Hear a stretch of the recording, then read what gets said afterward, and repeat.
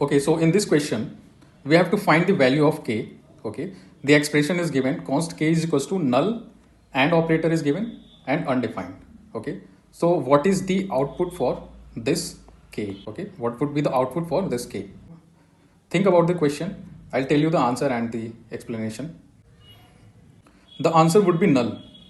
Okay, and let me tell you why the answer would be null. So in this expression, you can see that three things are given. Okay, null and operator and undefined. Okay, both of these operands are falsy values. Okay, null is a falsy value, undefined is also a falsy value.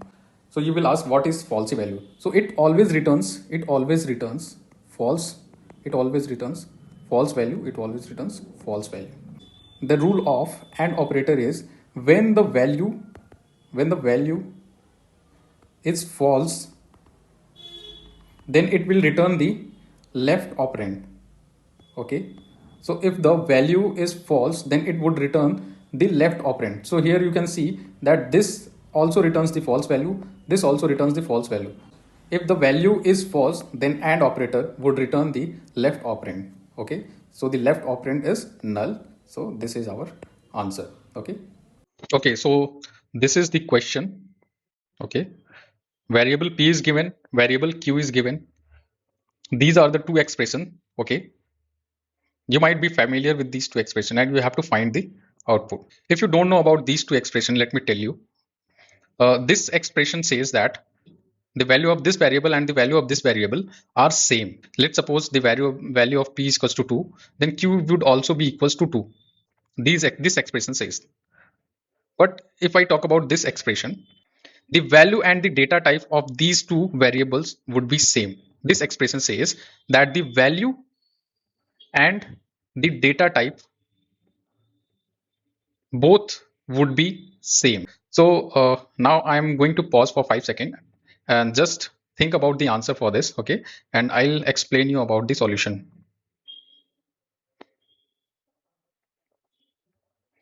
Okay, so here what we can see is that let's compare with the first expression. The first expression says that p is equals to 2. So in the first variable p, it stores the array. The second variable also stores the array. Okay. The output would be false and false. Why the output is false? Let me explain you. When we store array in any variable, we are not storing the elements. Just understand it. We are not storing the elements. We are basically going to store the memories. We are simply going to store the memories in these variables. Okay, memories in this variable, and for each variable there would be a different memory. Okay, let's suppose this variable has 1a c b 4. This is the memory for this variable, and for this variable the memory would be something like 2 4 a c e any. Okay, for each variable the memory would be different. Okay, for each variable the memory stored would be different. So here in this expression we can see that p is not equals to q. This memory is different, this memory is different, so this condition is anyway going to be false. And in the next expression we can see that it is given p equals to q. In this statement it is also not going to be true. Why? Because if we compare the data type of these two variables, the data type would be same. But if I talk about the value of these two variables, the value of these two variables would not be same. These two values are different. So what we have seen that if we are comparing the arrays stored in the variable, okay, so we are not checking for the elements, we are simply going to check for the memories stored by the variables. So these two would be the output for this expression. Okay, so this expression is given, you have to find the output. Let me explain you the expression. In the first statement it says that array has been assigned with these values. Okay, this array is assigned with these elements. In the second statement it says that array next stores these variables. This array next stores the variables of the value of ARR. Okay. That is, this is going to store the elements of this array. In the third statement it says the length is going to be decreased to 0. Okay, in the third statement we have decreased the length of this array till 0. So what is the result of array 0? That means at the 0th index, what would be the value in this element, in this array? So pause the video and think about the answer for this expression. So let me explain you about the solution for this answer. The answer for this question would be undefined. Now let me explain you how it would happen. So in the first expression, you can see that it is given const arr is equals to 1 9 13. Okay, there are three elements in this array. In the second statement, this array, that means these elements are going to be stored in array next. Okay, and in the third statement, it says that array next dot length is equals to 0, which says that the length of this array has been decreased to 0. So if the length of the array has been decreased to 0, then every element of this array would be deleted. Okay, did you get me? Every element of this array would be deleted. Okay, if you are going to decrease the length till 0, so every element in this array would be deleted. So if every element gets deleted in this array, then the array would left with no value. So in the fourth statement, it is asking for the result which is at the 0th index. That means this is the 0th index of this array. Okay, but in this statement, what we have said that the length of the array has been decreased to 0. That means there are no values. Okay, so the result for this expression would be undefined. Okay, because there is no value. There is no value inside this. Okay, so if you will ask for ask for the value at the 0th index, then it would simply throw an error with undefined. That means there is no variable, there is no value which is defined at the 0th index. If we talk about the size of this array, the size of the array is 3. Okay, there are three elements, 1 2 3. There are three elements in this array. Okay, this is the 0th position, this is the first position, this is the second. Okay, and if you are asking for the 0th position value, then it would simply return an undefined variable, because here in this statement you have decreased the length of the array, and if you are decreasing the length of the array, then you are deleting the elements from the array. So this is the answer for this question, undefined. So in this question, the variable num is given. Okay, the variable num is 13. We have deleted the num, and in the third statement, we can see that we are finding the result for this num. So what is the result for this expression? Just think for the 5 seconds. I will tell you the answer and the explanation about this expression. So if I talk about what delete property does, delete operator basically removes the property from a given object. It removes the property. It removes the property from a given object. Okay. So here you can see in the second statement we have deleted the num. According to the second statement, we can see that result will not store this num. Why? Because we have deleted over to this place. But if I talk about the answer for this question is 13. Okay. Now let's understand and how this 13 has come. The properties which are declared with var, okay, does not get deleted. That means any property which is declared with var, it remains there in the global scope. It remains there in the global scope. It does not get deleted. After this statement, if the property is there in the global scope, so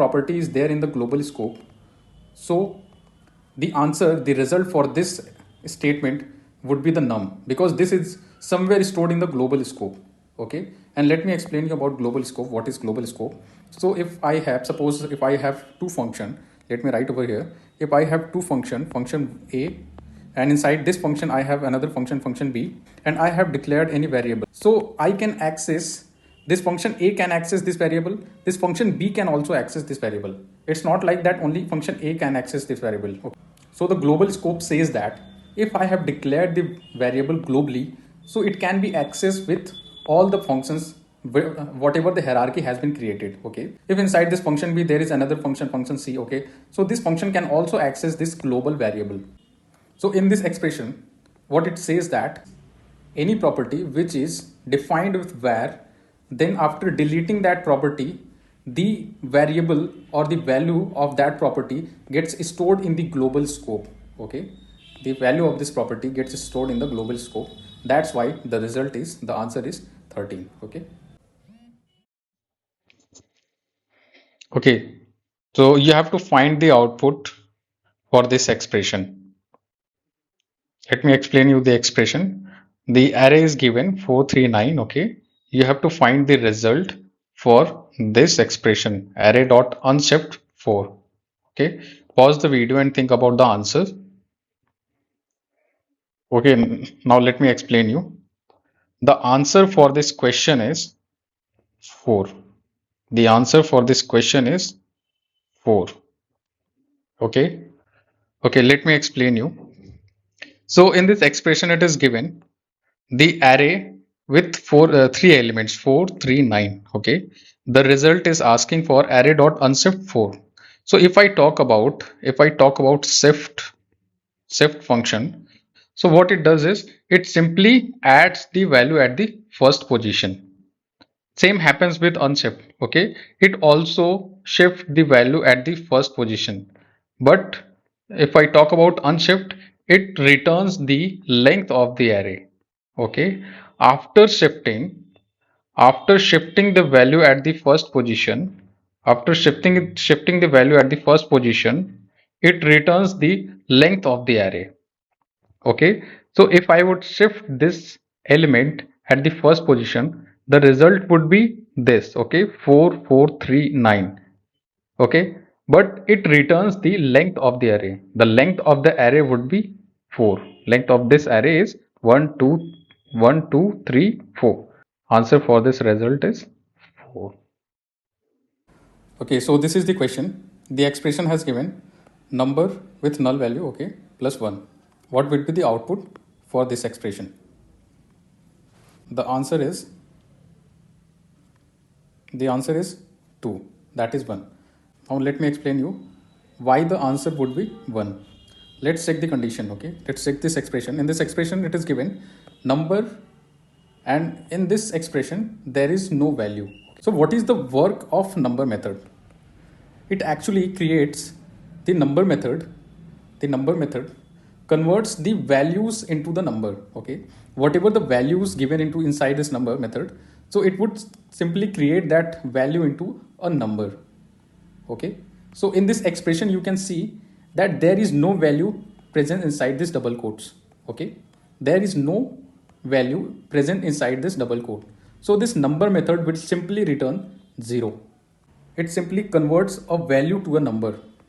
Okay, if the value cannot be converted, then it would simply return nan. Okay, and in this expression you can see that inside this double quote there is no value given. It would return 0. Okay, this would return 0. So 0 plus 1, that is 1. Okay, so this is the output for this expression. So this is the expression and you have to find the output. So just think about the output, and so I will explain about what is the value of this result. So let me tell you, the answer for this question is 256. And how this value will come, let me explain you. So here in this question, it is given num is equals to 128, and it is asking for the result, which says num left shift 1. That means we are shifting the position of 128 by left with 1. So let's understand how shift works. Okay, left shift and right shift works. You know that these two numbers are binary numbers. We follow the most traditional way to find the binary number of any number is to perform LCM. Okay, if I perform LCM on this number 128, then the result would be 2, 64, 32, 16, 8, 4, 2, and this number is 1. Okay, so this number can be represented as 2 to the power 0. The degree 0 to any number calculates the number as 1. So if I write this number 1 in the binary format, then it would be 2 to the power 0. So this would be 2 to the power 1, 2 to the power 2, 2 to the power 3, 4, 5, 6, 7. If I will arrange these numbers, so how it would be? 2 to the power 0, then that means this, okay? 2 to the power 1, 2, 3, 4, 5, 6, 7. So what is the value of these numbers? What is the value of this number? 2 to the power 0, 1. Value of this number 2 to the power 1 is 2. Okay. So let's write these numbers. The value of this number is 1. This number is 2. Okay, you can see here. This number is 2. This number is 4. That is 4, 8, 16, 32, 64, 120. So in this question, it is asking to left shift the number by 1. Left shift this number by 1. So to left shift any number, we have to calculate the binary number for that number. In this scenario, we have calculated the binary number for this number. And now we are going to calculate the result for this number. So here you can see clearly that 128 is coming at this position 2 to the power 7. We have calculated this binary number by performing this LCM methods. Okay, this is the traditional method what we do to find binary number. So here you can see why we are using 2 to divide this whole number.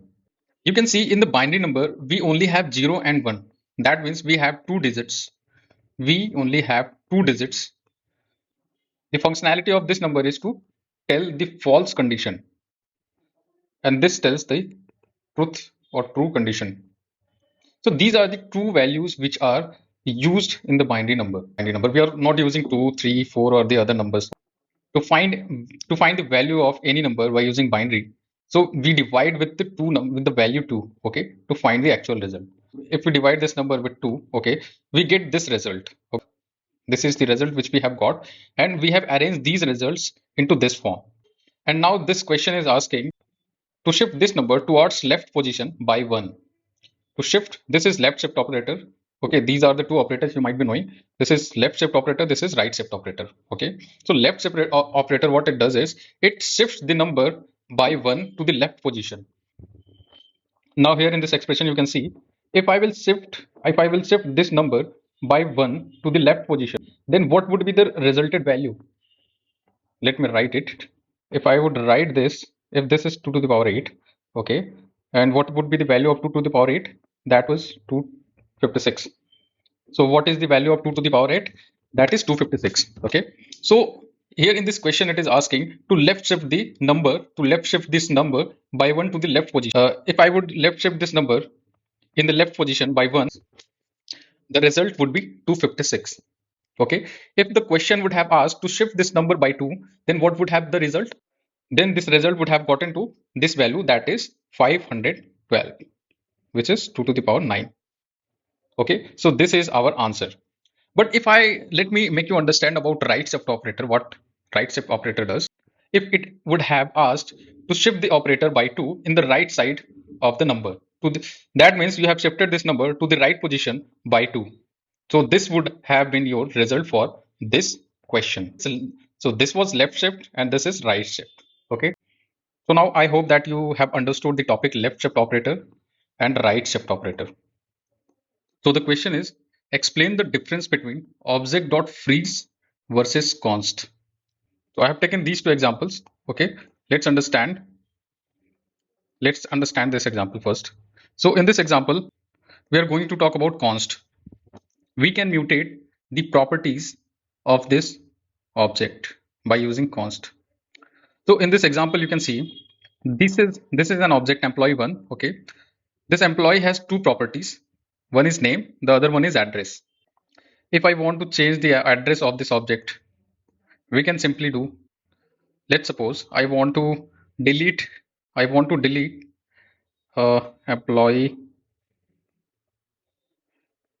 Let's suppose I want to delete the name of this employee. Then by using console.log, and if I will print this employee 1. So here in this statement, we can see that I have changed this address name. I have deleted this employee name, this property of this object. I have deleted this property of this object. Okay. Now the output would be address, and what I have done, I have changed this address. Okay. So this is our output. Okay, this is our output, because in the first statement I have changed the address, which says that I have changed this address. In the second statement it says that I have deleted the name from this employee object. Okay, from this object I have deleted this name. So what I'm left with, I'm left with this address, and I have changed this address value with PQR. So this is our output. If I talk about object.freeze function, if I talk about object.freeze, then this function, this method is totally different with const variable. Why? Let's see, let's understand this example. In this example, I have taken the same thing. Okay, I have an object named employee2. Okay, it has two properties, name and address. Okay, now if I want to freeze this object, then I will simply use this method object.freeze and this employee name to freeze this object. Okay, so I have freeze this object and stored this object in this variable frozen object. But this is the object.freeze method. Okay, by using object.freeze method, I can simply freeze that object, freeze this object. Now let's understand what this freeze means. By freezing the object, we cannot mutate any properties from this object. That says that we cannot apply CRUD operations. We cannot apply CRUD operations in this object. Okay? I have frozen this object by using object.freeze. Okay. Now let's suppose if I want to change the address of this object. I want to change the address of this object. So if I print this object console.log employee2. Now if I would print this employee2 after changing this property of this object, it would not change. The result would be the same, which says that object.freeze method freezes the object. It basically locks the object. Mark this point. It makes the object read only. That means you cannot perform any write operation on this object, which says that you cannot delete any object, you cannot add any property. So basically you cannot perform anything while using object.freeze. In the const method, we can make the CRUD operation, we can mutate the variable, we can mutate the properties of this object. You can make changes on this object, but by using object.freeze, you cannot make changes in this object. You cannot delete or you cannot change any object. You cannot add anything. Object.freeze just freezes this object. It basically locks the object. Okay. You cannot make changes in this object. It makes this object read only. You cannot write any property on this object. After performing this statement, you can check whether this object has been frozen or not by using console.log and object dot is frozen employee 2. So by this statement, you can check whether this employee 2 has been frozen or not. Okay, if it returns true, then this object has been frozen. Okay, and if it returns false, then this object is still not frozen. Okay, so you can check whether your object is frozen or not in the terminal by using this. So this was the difference between const and object.freeze. In the const, you can make the changes, you can make the CRUD operations on the object's properties, but in the object.freeze, you cannot make CRUD operations. You cannot write any property in the object. You can only read that properties. Okay, if the properties has been frozen, then you can only read that property. You cannot make any changes in this property. So this was the difference between object.freeze and const. I hope you might have understood the difference between object.freeze and const. And there is another property which is Object.seal. So this method is used to seal the object. We have seen that by freezing the object, we cannot perform CRUD operation to the object. That means we cannot make any changes to this object.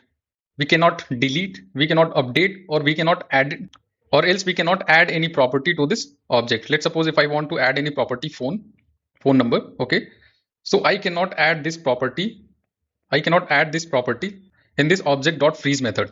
If I talk about object.seal method, This method is also similar with Object.freeze, but there is a difference between Object.freeze and Object.seal. This difference says that, let's suppose I want to change this property's value.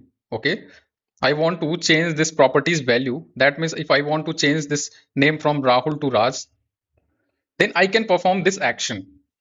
I can perform this action in Object.seal, but I cannot perform this action in Object.freeze. Object.freeze says that you cannot do anything. You cannot perform any actions. That means no CRUD operations. Okay. But if I want to change the value of this name, I want to change the value of this name. That means this Rahul, I want to change this name from Rahul to Raj. Then I can make this change. I can make this change by using Object.seal. But if I want to add any property or delete any property, let's say I want to delete this address in object by using Object.seal, then I cannot perform this action. It will simply throw an error. It would simply throw an error. Like that, I can't add any property. I can't add any property. Let's suppose I want to add phone number, but I cannot perform this by using Object.seal. So the only difference between Object.freeze and Object.seal is that we can change this property's values. We can change this property's value. Let's suppose if I want to change this address value from ABC to PQR, then I can perform this action by using Object.seal. But if I talk about Object.freeze, I cannot do that. This was the difference between Object.freeze, Const, and Object.seal. I hope that you might have understood these three differences. Okay, the question is, what is higher order function? The definition says the higher order function takes a function, it takes a function as a parameter and returns a function as an output. Let's understand this with an example. Let's suppose I have a function naming double the value. Okay, I have a function named double the value. It takes num as an parameter. Now if I will return num into 2. So if I will pass num as 2, then it would return 2 into 2, which is equals to 4. What this function will do, and it would take any number, as an parameter and multiply that number by 2. So this is the work of this function. Okay, now I'm going to take an array. Let's suppose this is an array. Okay, const array, and I have taken some number like 5, 11. Okay, so these are the numbers I have taken. Now let's calculate these numbers. Const result is equals to, I'm going to map this number with double the value. I'm going to map this array with this parameter. Okay, so map here. So here map is our higher order function. Map is our higher order function. It takes function as an parameter. Okay, this is a higher order function. It takes the function as an parameter and it would return a function as an output. So what would be the output for this? So if I will print the output for this number, so output for this example would be, this whole array would be multiplied by 2. After passing this function as an parameter, that means I am passing this function as an parameter, which says that it would take this array and map this array with this function. What is the work of this function? It takes any number and multiply it by 2. Okay, the output for this example would be 10, 12, 14, 18 and 22. This would be our output for this example. So higher order function, what it does is it simply takes the function as an parameter and return a function as an output. Okay, so it took a function as an parameter. So this is the function which I have earlier declared. Okay, and this array.map, this variable is getting mapped with this function. That means this higher order map function is converting this whole array to a new array by taking double the value this function as an parameter. by taking this function as an parameter. Okay, so map, array method, these are some of the higher order functions which takes function as an parameter and returns function as an output. Okay, so there are few higher order function which I'm going to take a name. Sometimes the interviewer asks, sometimes the interviewer asks, name some higher order functions. So what are some higher order functions? We have already seen map as an higher order function. There are some other higher order functions which you already know. Okay, let me tell you. For each, for each. This is also a higher order function. Filter method, filter method, reduce method, sum method, every method. So these are few of the higher order functions which takes input as an which takes function as an parameter and results function as an output. Okay, so these are few of the higher order function. But sometime interviewer asks about name few of the higher order functions. So these are the higher order function you should keep in mind. Okay, so that you never miss the opportunity to explain all those things. Okay, and you can explain this higher order function by giving this example. Okay, you can write this function as an arrow function. Okay, so if you are going to write this function as an arrow function, if you are going to write this function as an arrow function, then how you will write it? You can write this function as an arrow function by using const. Okay, and the name of this, double the value, and you will take num as an input, and by arrow function you can return num into 2. Okay. You can write this function like this by using arrow function.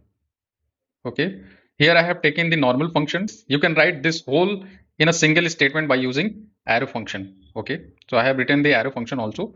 So if you want to show the example to the interviewer, because sometimes interviewer ask about write the example to explain the higher order function. So if you want to explain, okay, you can simply write this example. This is a very easy example that it takes an input as a parameter a function, okay, and returns another function or returns this new array by utilizing the returns or by utilizing this function's parameter. Okay, so these are some higher order function. I hope you have understood the topic, and or I have explained about few of the higher order functions which you should know. Okay, because these are sometimes asked in the interviews. The next question is why is this operator inconsistent? This question is asked many times in the interview. So let's understand this operator by using these examples. Okay, I've taken these two examples, and let's understand how this operator works with different context. Okay, so in the first example, I have taken an object student. Okay, these are some of the properties. This is the first name, this is the last name, and I have included a function property inside that object. This is the name of this function. Okay, and this function is returning this dot f name, this dot l name. That says this dot f name, this dot l name. This is referring to this first name, and here this is referring to this last name. Here this keyword has been used in reference with this object. Okay, but if I talk about the other example, if I talk about this example, here in this example, we are using another context. We are using some other context for this example. Let's suppose the function add is given. Okay, I'm going to console.log this. This keyword is basically pointing to the window object of the browser. So here your context has been changed. Okay, here in this example, if you will understand that this has been referring to this object, so its context is for this object. Let's suppose let me write it. I have another function. Okay, and the first name for this function is Rahul. Okay, here it was Ronit, here it is Rahul. Okay, last name is Gupta. Now if I want to access this first name and this last name into this function, then I cannot do that. Now, if I want to use this function name, I want to this name and this last name, this first name and this last name, then I cannot normally use this in this function. This keyword is pointing to this object only, this object only.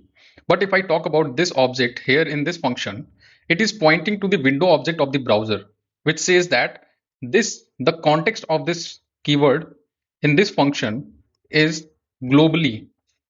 So this is a function, and if I will call this function here, so the output for this function would be window object. Window object, that means this function is going to take the variable or take the reference of the window object of the browser. That means this keyword would be accessed globally. That says if I will call this function, it would simply return window object, which says window object of the browser, which says that the context of this keyword would be globally executed. Okay, globally executed. But here in this reference, it was pointing to this object. Okay, it was pointing to this object. It was not pointing to this object. Okay, here you can see if I have another function with the same property name, but here this keyword would access the property of this object. Okay, it would not access the property of this object. Okay, so you are basically limiting this keyword for this object only, but here you can access this keyword globally. So you might have understood why this keyword is inconsistent. Okay, it is giving result different with different context. Okay, that was all for this keyword. So the question is, what are IIFEs? That means immediately invoked function expression. Okay, so let's understand what is immediately invoked function expression.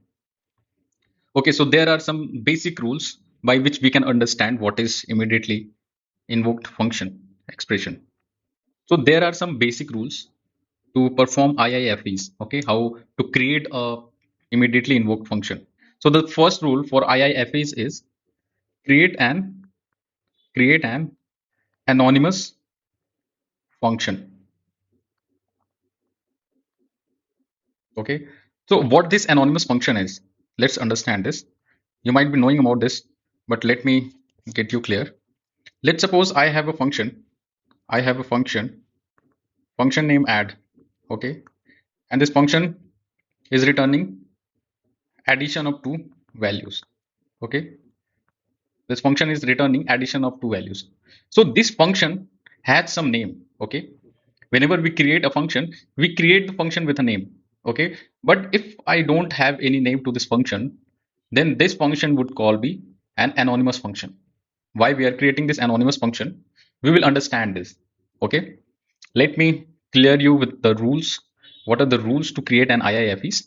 The second rule to make immediately invoke function is grouping operator. Grouping operator. This says that when you create an anonymous function, that means that when you create this anonymous function, now this function is an anonymous function. Okay, so let me write it. Okay, so let's suppose this is an anonymous function. Okay, and it has some parameters. Let me take it a comma b, and this is going to return a plus b. Okay, so this is a anonymous function. This is basically an anonymous function because there is no name assigned to this function.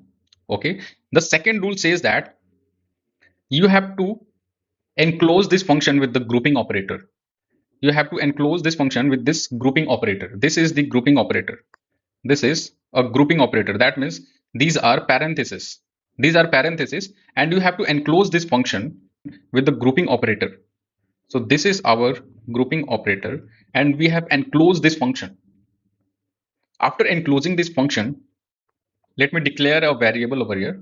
Okay, let me declare a variable over here. Let's suppose I have a variable name. Let num is equals to 5. If I want to print this num, what immediately invoke function does, it creates an anonymous function Okay, and after creating this anonymous function, we enclose this function with this grouping operator, and after enclosing this function with the grouping operator, we invoke this function immediately after creating the function.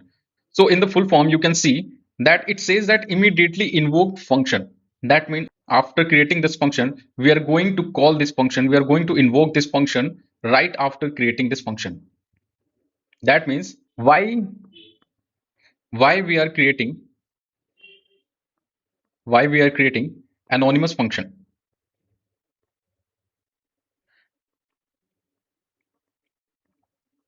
We are creating this anonymous function to avoid the access of local variable to the global variable. That means when we create a global variable, the memory exists throughout the program. But when we are going to create an anonymous function, okay, so this function's variable would be executed for that purpose only. Okay. Let's suppose I have 100 line of code and I have assigned global variable. Okay. I have assigned global variable, and there is a function, which has just 4 or 5 lines of code, and that function has to result some value. So why to keep the variable assigned inside that function throughout this global variable? If I would assign this variable globally, then this variable would take space throughout the program. So to make the program more efficient, we use anonymous function. We create this anonymous function, and just after creating this function, we just result this anonymous function just after creating it. So after creating this function, we are simply going to invoke that function. That means if I have 500 lines of code, okay, and I don't want to mesh up with the global variable, then I will simply create an IIFEs. Let's suppose I want to access this variable outside this function. If I want to access this variable outside this function, I would not be able to access this variable outside this function. This is not possible to access this variable outside this function. This grouping operator, has enclosed this function as well as the variable of this anonymous function. Okay. So whatever you have assigned here, that would be executed till here. After executing this variable, the space for this variable will die. Okay. The space for this variable will die. That means it is not going to take part in the global variable. And if it is not going to take part in the global variable, that means you are making your program more efficient. Because if there is a function, to add, two numbers in the program, so by creating this anonymous function, this will simply add those numbers, and if it needed to create any variable, it would create the variable. After performing the addition, it would simply invoke that numbers. Okay, and the variable would die after invoking that function. That means this is not going to take part in this function. So let me brief you what is IIFEs. So the first rule to create IIFEs is create an anonymous function. Okay, you remember it, that you have to create an anonymous function, and after creating that function, you have to group that function by grouping operator. That means you have to group that function or enclose that function by using these parentheses. After creating this, you are going to make this variable confined to this boundary. Okay, so this variable would not have access outside this function. And after creating this, you are simply going to invoke this function. That means you are going to result out the values of this function. So this is basically IIFEs. And these are some of the rules. These are two rules by which we create an anonymous function. So why we are using IIFEs? We are using IIFEs to create our programs more efficient. Okay. So that was all about IIFEs. So in this expression, it is asking for array.slice 1, 2. This is the array given, and you have to tell about the result. So it is asking for array.slice 1, 2. Pause the video and think about the answer.